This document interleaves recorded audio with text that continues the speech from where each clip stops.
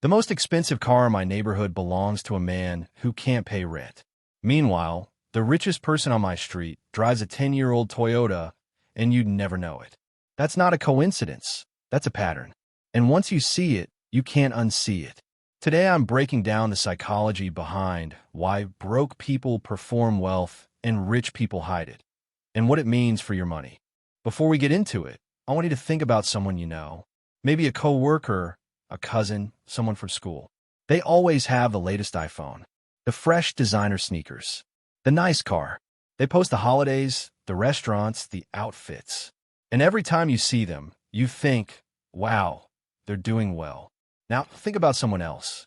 Quiet, drives something basic, doesn't talk about money much, wears plain clothes. Nothing about them screams success. But one day you find out they own 3 properties.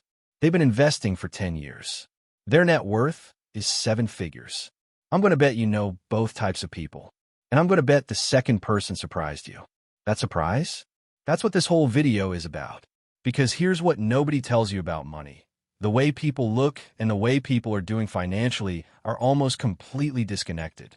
And until you understand why, you'll keep making financial decisions based on the wrong signals, comparing yourself to the wrong people, chasing the wrong things, and wondering why you're not getting ahead.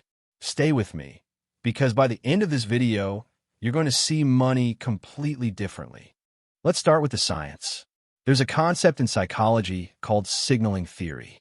It comes from biology originally. Animals display features to signal their fitness to others. Peacocks have those massive tails. Lions have manes. It's all about showing the world, I am valuable. I am strong. I am worth paying attention to. Humans do the exact same thing. We signal status through what we wear, what we drive, where we eat, what we post. The difference is animals can't fake it. A peacock's tail is a genuine signal of genetic health. But humans? We can fake the signal completely. You can lease a BMW you can't afford. You can put a Rolex on a credit card. You can book a hotel room in Dubai for the photo and go home to a rented flat with nothing in savings. And here's the uncomfortable truth. A lot of people are doing exactly that. There's even a name for it in behavioral economics: conspicuous consumption. The economist Thorstein Veblen coined it back in 1899.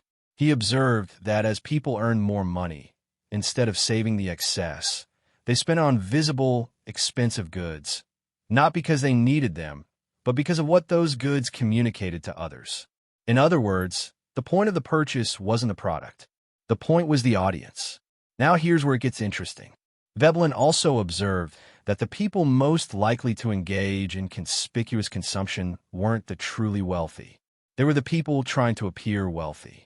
The people who had just moved up in income and wanted a signal that moved to the world around them. Sound familiar? The flashiest people are almost never the richest people. They're the people most anxious about their status, and spending is how they manage that anxiety. Let me break down exactly why people who can't afford it end up spending the most on things people can see. Reason 1. Social pressure is more powerful than financial logic. We are wired for belonging. For most of human history, being rejected by your group meant death. So our brains are extremely sensitive to social signals. What does the group think of me? Am I respected? Do I belong?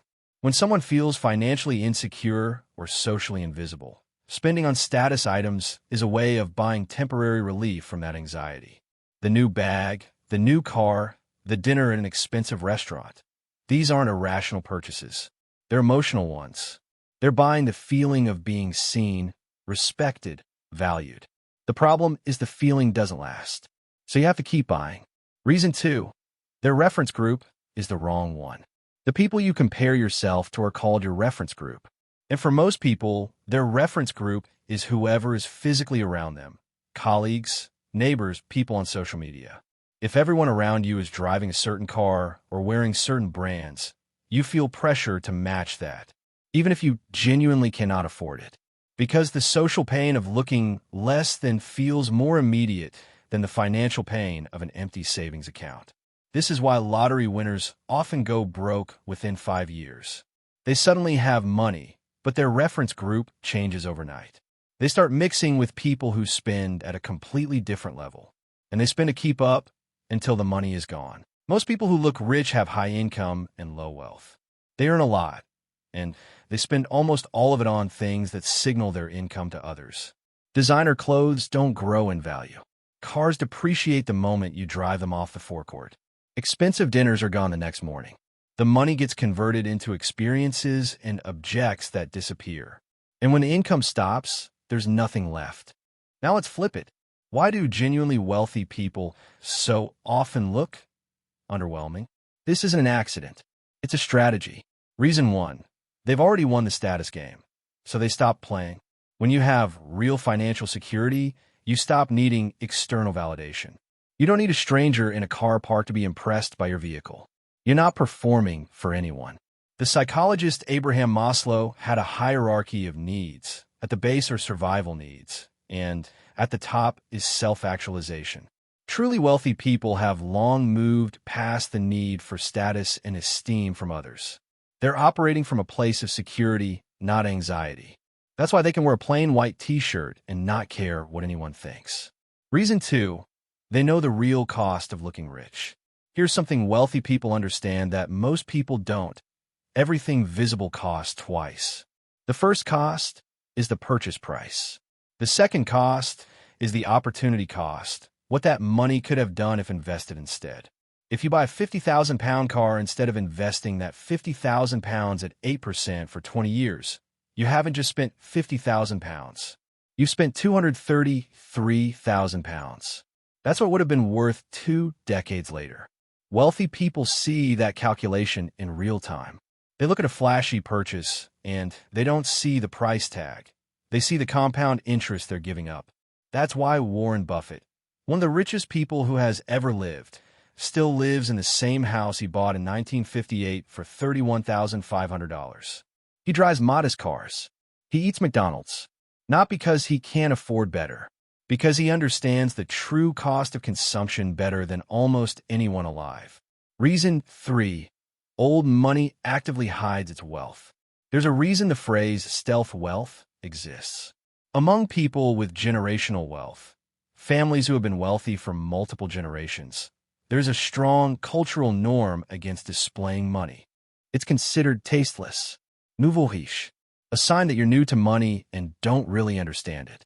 Old money families drive sensible cars, wear understated clothing, send their kids to schools that don't advertise themselves, and move through the world with deliberate invisibility. Part of this is about avoiding attention. Wealthy people know that visible wealth attracts people who want something from you. Con artistes, distant relatives, businesses trying to overcharge you. But part of it is also philosophy. Old money understands that the point of wealth is freedom, not performance. Freedom to do what you want, when you want, without needing anyone's approval. And you can't have that freedom if you've spent the money on looking free. Let me now talk about what this means practically. Because if you've been reading wealth signals wrong your whole life, you've probably been making decisions based on bad data. Signal 1, the nice car. The average new luxury car buyer in the UK earns around £60,000 a year. But the average net worth of a luxury car buyer, accounting for debt, is often surprisingly low. Many are financing vehicles that eat 15 to 20% of their take-home pay every month. Meanwhile, studies consistently show that millionaires overwhelmingly drive modest, reliable, used vehicles. In the U.S., the most popular car among millionaires is not a Ferrari or a Rolls-Royce. It's a Toyota. Signal 2, the designer clothes. Genuine wealth doesn't wear logos. Logos are for people who need others to identify their status. The wealthiest people in the world often wear plain, high-quality basics. Not because they're cheap, but because they've moved past needing the brand to do the talking. A 5,000 pounds bespoke suit with no label. A 50-pound plain white shirt that fits perfectly. That's old money. The big logo on the chest. That's someone who needs you to know how much they spent. Signal 3, the lifestyle on social media. Here is something worth sitting with. The people who post the most about their lifestyle online are statistically the least likely to be genuinely wealthy. Truly wealthy people, for the most part, guard their privacy fiercely. They don't broadcast their holidays, their homes, their possessions. They're not trying to impress strangers on the internet. The people filling your feed with luxury content are either influencers being paid to create the impression or people who have confused performing wealth with building it. So how do you escape this trap? Because it's not enough to just understand it intellectually. The social pressure is real. The desire to be seen is human. You can't just logic your way out of it. Here's what actually works. Step 1. Change your reference group. You become who you spend time with, financially included. If everyone around you is spending to impress each other, you will feel constant pressure to do the same. Find communities, online or in person, of people who are genuinely building wealth. People who talk about index funds instead of designer brands. People who get excited about their savings rate, not their car upgrade. When your reference group shifts, your spending instincts shift with it. Step 2. Make the invisible visible. The problem with saving and investing is that it's invisible. Nobody sees your eyes say. Nobody knows about your investment portfolio. You get no social validation for it. So create your own scoreboard. Track your net worth every month. Watch the number grow. Find a way to make the invisible progress feel real and satisfying, because it is real. It's more real than the car depreciating on your driveway. Step 3. Ask the right question before every purchase. Before you buy something that's primarily about how it looks to others, ask yourself one question. Am I buying this because I want it or because I want someone else to see me with it? Honest answer to that question will save you more money than any budget spreadsheet. Step 4. Understand what you're actually buying. When you buy status, you're renting approval. You pay for it, you get it briefly, and then it runs out and you have to pay again. It's the most expensive subscription service in the world, and you never actually own anything. When you invest, you're buying freedom. Every pound in your portfolio is a pound that doesn't require you to show up somewhere and perform. It's working while you sleep. It doesn't care what anyone thinks of it. Freedom versus approval. That's really what the choice comes down to. Let me paint you a picture of what stealth wealth actually looks like in practice.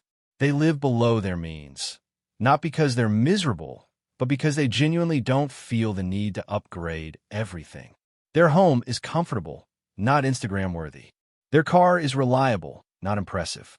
They invest consistently, not when the market is exciting, not when they feel inspired.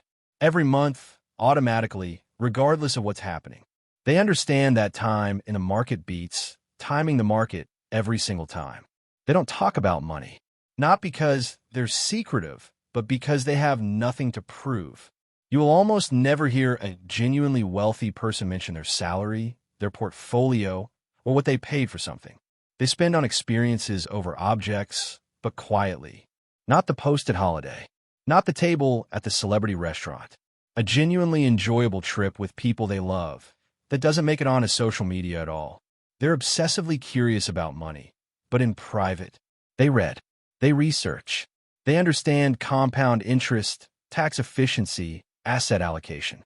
They treat building wealth like a skill, which it is. And here's the most important thing. They started early and they were patient. The person who invests 300 pounds a month from age 22 and never tells anyone about it will, by age 55, have quietly built something most people looking at them would never guess exists. Here's what I want to leave you with. The world is full of broke people who look rich and rich people who look boring. The signals we've been taught to read, the clothes, the cars, the posts, are almost entirely backwards. Real wealth is quiet. It's patient. It has nothing to prove and no audience to perform for. The question is, which game do you want to play? The performance game, where you spend money to impress people who don't really care about you, or the freedom game, where you build something real, invisible, and genuinely yours? Because you can't play both. Every pound you spend performing wealth is a pound that isn't building it. Make the choice, and make it quietly. If this video hit different for you, share it with someone who needs to see it. And if you're new here, I make videos every week about building real wealth, not looking wealthy. Subscribe so you don't miss the next one. I'll see you in the next video.